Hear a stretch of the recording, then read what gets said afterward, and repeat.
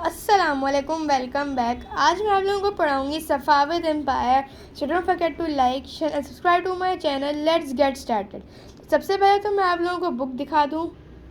तो मेरी बुक का नाम है माई ईमेट। ये ऑक्सफोर्ड की है, वर्ल्ड वॉच हिस्ट्री। इसके ऑथर अब्दुल मोहम्मद है और ये second edition for grade 7 book है। तो इस बुक से मैं आप लोगों को सफ़ाविद एम्पायर पढ़ा रही हूँ। अब चलिए स्टार्ट करते हैं।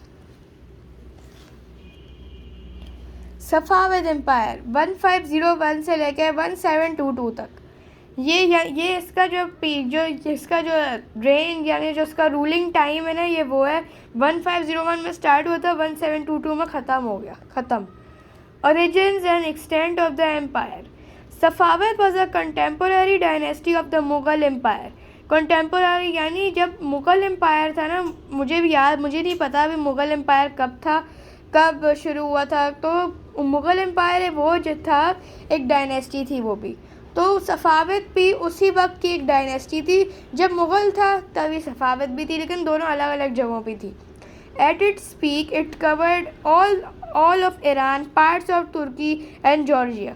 जब इसको ख़त्म करने वाला, जब ये ख़त्म होने वाली थी ना डायनेस्टी, जिस तरह इसको जब थ्रेड्स मिले इसको, तो जो है इसने जल्दी से अपने जो है ना एम्पायर को बढ़ाने की कोशिश की ताकि और लोग आ जाएं और फ़ौजी बन जाए।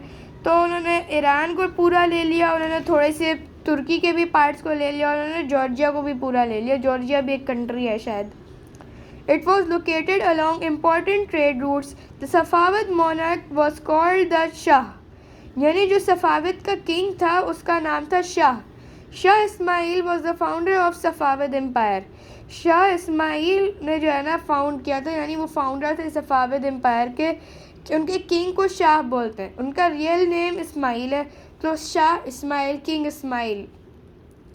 He proclaimed himself the Shah of Tabriz in 1501। इन्होंने अपने आप को शाह ऑफ तब्रेज़ बनाए थे। तब्रेज़ भी एक चीज़ है जो उन्होंने, एक जगह है जो उन्होंने कॉन्कर की थी, तो इसलिए उन्होंने शाह इस्माइल ने अपना नाम रख लिया शाह ऑफ तब्रेज़, यानी किंग ऑफ तब्रेज़, तब्रेज़ के किंग। 1501 में उन्होंने शाह ऑफ तब्रेज़ अपने आप को बना लिया। In 1503 he conquered Shiraz, Baghdad in 1501 and Herat in 1508। 1503 में उन्होंने शिराज को ले लिया अपने कब्ज़े में, बगदाद को उन्होंने 1501 में लिया और हेरात को 1508 में लिया। हेरत में जो है सलाहुद्दीन अयूबी का भी इंतकाल हुआ था, उनकी भी वफ़ात हुई थी वहाँ पर। ये सलाहुद्दीन अयूबी का अगर आप लोगों को नहीं पता तो आप अयूबिद एम्पायर देख सकते हैं, मेरे प्रीवियस वीडियोज़ में है अयूबिद एम्पायर। अगर आपने नहीं देखी है तो आप जल्दी से वो देख लें। और फिर शाह इस्माइल का इंतकाल हुआ 1524 में। अब हम आ जाते हैं शाह तामस। ये 1514 से लेकर 1576 तक ये किंग थे। The empire faced constant threats of attacks from the Ottomans and to resolve the matter he made a peace treaty with the Ottoman empire in 1555। तो इसके अंदर जो एम्पायर था, जब इनका रूल था और शाह इस्माइल का इंतकाल हो गया, तो ये शाह तामस पे ये इनके जब ये किंग बना था ना, तो बहुत सारे थ्रेट्स आए। तो ऑटोमन्स भी जो है ना कह रहे थे कि हम आपको कब्ज़ा कर लेंगे, वो उनको वार्निंग्स दिए जा रहे थे। तो इस मैटर को सॉल्व करने के लिए उन्होंने क्या किया, शाह तामस ने एक पीस ट्रीटी साइन की। उसके अंदर ऐसे रूल्स थे जो सफ़ाविद के लिए भी बेनिफिशियल थे, ऑटोमन के लिए भी बेनिफिशियल थे। तो पीस रहा सफ़ाविद में भी और ऑटोमन में भी। 1555 में उन्होंने किया था, 1555 में उन्होंने पीस ट्रीटी की थी। He was a great pattern of arts and literature. वो एक बहुत अच्छे पैट्रन, यानी उनको बहुत पसंद था, ये प्रमोट करते थे आर्ट और लिटरेचर को। He promoted the rug industry on a national scale. उन्होंने रग इंडस्ट्री, उनके जो एम्पायर था वहाँ पर रग इंडस्ट्रीज़ भी बहुत अच्छी थी, तो रग्स का एक्सपोर्ट होता था। He had particular interest in Persian miniature, particularly in book illustrations। उनको इंटरेस्ट था पर्शियन, जिस तरह छोटी छोटी चीज़ें बच्चे टॉयज़ के साथ खेलते ना, छोटे छोटे वो डॉल हाउस होता है, इसके अंदर छोटा छोटा फर्नीचर होता है, तो उसी तरह की मिनिएचर, उसी तरह की चीज़ें होती है, छोटी चीज़ें।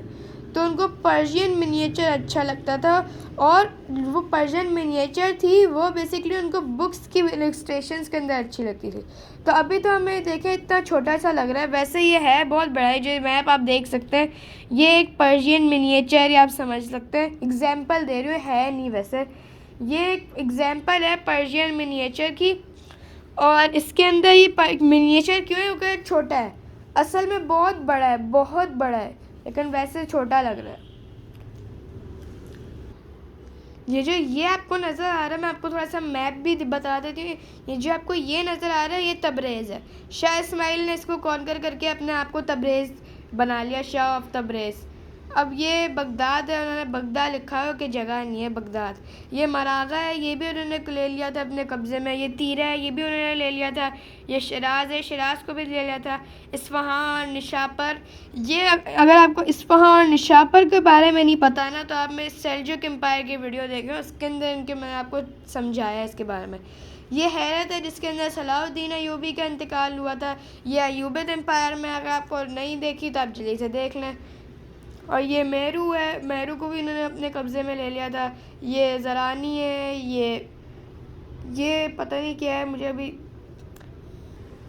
ये जो ये है ना ये शायद बख्शी है, मुझे तो यही लग रहा है, लेकिन मुझे इसके बारे में इतना नहीं पता, तो आप किसी सीनियर से ज़रूर पूछ लीजिएगा। ये है कबूल, कबूल तुर्की का एक जगह वो उन्होंने अपने कब्ज़े में ले ली थी। मिनिएचर इसमें क्या है, मैं ये एग्जांपल के तौर पर समझने की, एक पर्शियन मिनिएचर है। मिनिएचर क्या बना रहा है इसको, वैसे तो ये देखें इतनी छोटी सी है, बहुत छोटा है, लेकिन अगर आप रियल वर्ल्ड में देखें तो कितना बड़ा, अगर आप ये देखें कितना ज़्यादा उन्होंने लिया हुआ है। वैसे तो आपको लग रहा है वो इतना सा लिया हुआ उन्होंने, वैसे इतना बड़ा है हम इमेजिन नहीं कर सकते, बहुत बड़ा है ये। तो मिनिएचर का उम्मीद है आप लोगों को मतलब समझ में आ गया होगा। अगर नहीं समझ में आया अभी भी तो आप गूगल कर सकती हैं, किसी सीनियर या बड़े से समझ सकते हैं।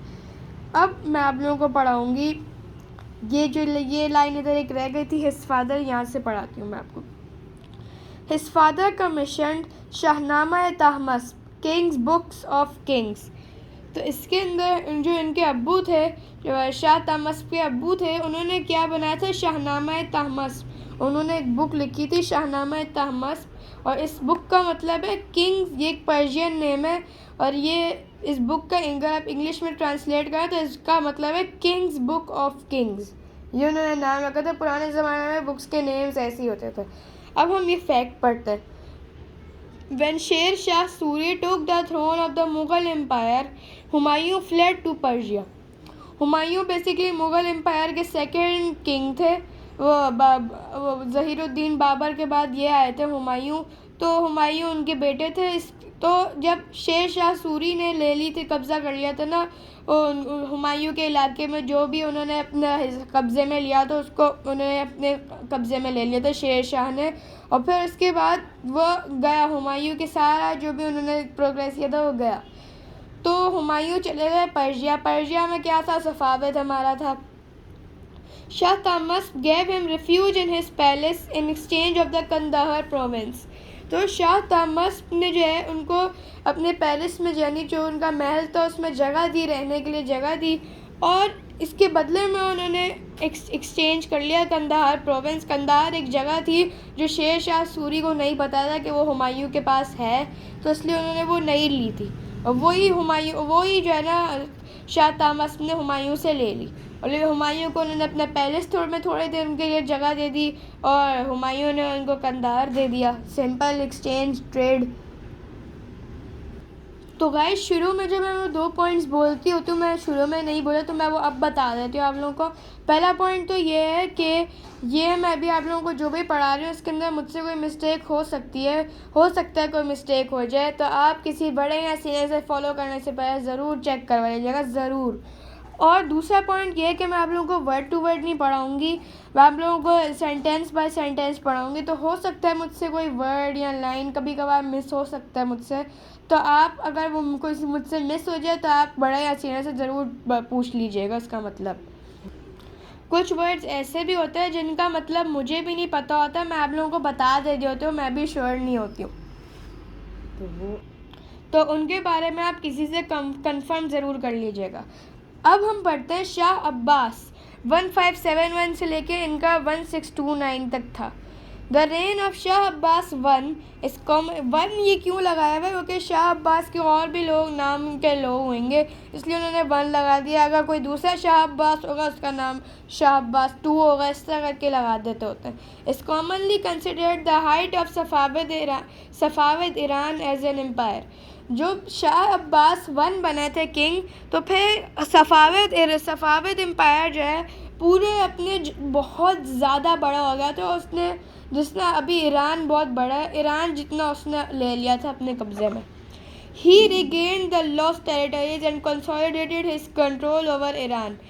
तो उन्होंने जो भी उनके जो भी फॉर एग्जांपल के तौर पर निशापुर, ये है नहीं, बस ऐसे ही आपको समझाने के लिए बता रही हूँ।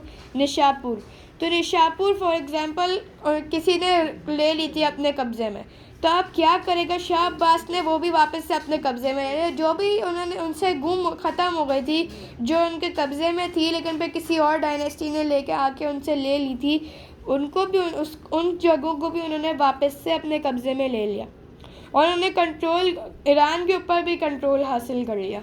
He made Isfahan the capital of the empire and made it one of the beautiful cities of the world. Isfahan Seljuk empire का भी कैपिटल था। इस्फहान को उन्होंने कैपिटल बनाया और जो एम्पायर था और जो इस्फहान था उसको उन्होंने एक इतनी प्यारी सिटी बनाई थी उन्होंने। Trade off textile, ceramics and rugs with European countries flourished. जो ट्रेड करते थे वो टेक्सटाइल ट्रेड करते थे, सेरामिक्स ट्रेड करते थे, रग्स ट्रेड करते थे यूरोपियन कंट्रीज से। ये बहुत अच्छा उनका एक सिस्टम था। विच स्ट्रेंथन द इकोनॉमी को भी जो है ना उसने अच्छा किया। He was a great pattern of painting and book printing. उनको पेंटिंग और बुक प्रिंटिंग बहुत अच्छी लगती थी। He centralized the government and created a powerful military to defend the empire from the neighbors. उन्होंने एक बहुत अच्छी गवर्नमेंट बनाई थी और उन्होंने एक पावरफुल मिलिट्री फोर्स तैयार की थी ताकि वो एम्पायर को जो है ना जो भी थ्रेट्स थी और जो भी नेबर्स थे वो सारे लालची थे, तो इसलिए उनको जो है ना हमेशा ये सफावत अपने कब्ज़े में लेना था। तो उन्होंने स्ट्रॉन्ग मिलिट्री बनाई ताकि उनके जो नेबर्स थे उनसे महफूज रहे सफावत।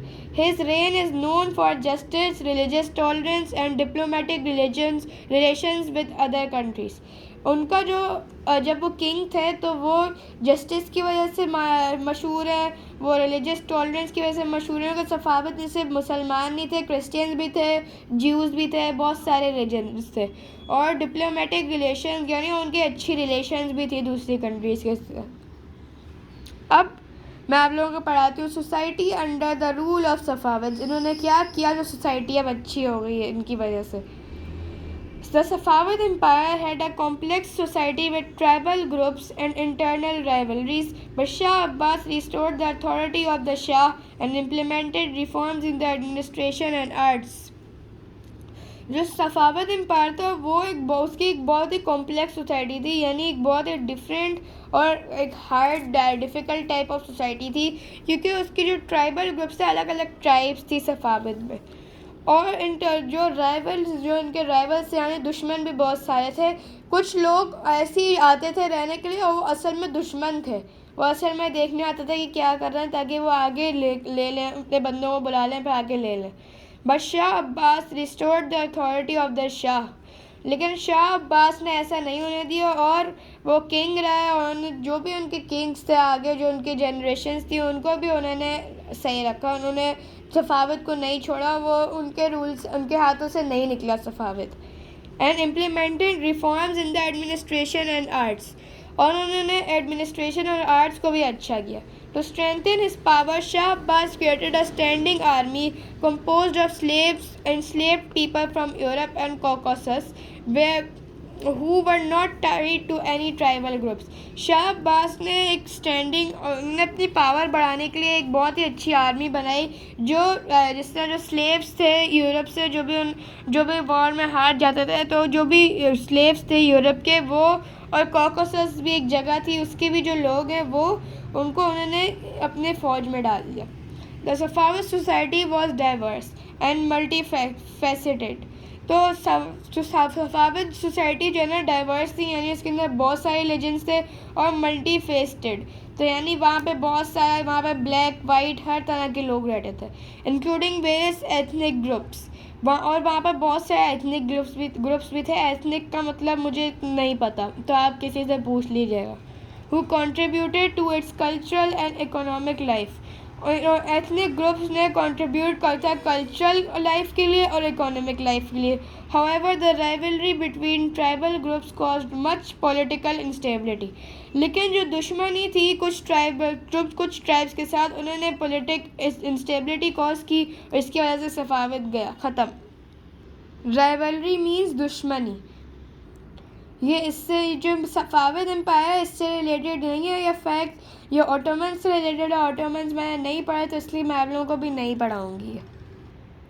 ये वाली डायनेस्टी, अब मैं आप लोगों को नोट्स दिखा रहा हूँ, ये मेरी मिस ने लिखवाए थे। ये वाली डायनेस्टी पर्शियन थी, यानी ईरान में थी। शाह इस्माइल ने अपने आप को शाह ऑफ तबरेज़ बना लिया था, और शाह इस्माइल ने शिराज को अपने कब्ज़े में लिया था और बगदाद को अपने कब्ज़े में लिया था। इनका इंतकाल हुआ था हेरात 1524 में। और अब हम आ जाते हैं शाह ताहमस्प। शाह ताहमस्प की बुक है शाहनामा ताहमस्प, और इन्होंने रक्त इंडस्ट्री को भी प्रमोट किया था, और इन्होंने पीस ट्रीटी को भी साइन किया था ऑटोमन एम्पायर के साथ। अब हम आ जाते हैं शाह अब्बास। इनके जब ये किंग थे, यानी ये जब शाह थे, तो फिर एम्पायर बहुत बड़ा हो गया था और हर चीज़ में एम्पायर तरक्की कर रहा था। Empire reach its greatest extent, यानी एम्पायर बहुत बड़ा हो गया था। ये जो मैंने अभी आप लोगों को ये पढ़ा है, ये की पॉइंट्स है, ये की पॉइंट्स है, मेन पॉइंट्स है। तो ये भी आप ज़रूर पढ़ लीजिएगा कि ये भी बहुत इंपॉर्टेंट होते हैं। एक दफ़ा फिर बता देती हूँ, आप थोड़ी सी देर पढ़ लें, मैं थोड़ी सी देर इसको आप पढ़ सकते हैं पॉज करके। आप लोगों को पढ़ना है तो आप पढ़ लें। उम्मीद करती हूँ आप लोगों का सफ़ाविद एम्पायर क्लियर हो गया होगा। इंशाल्लाह मिलते हैं आपसे नेक्स्ट वीडियो में, तब तक के अल्लाह हाफिज़।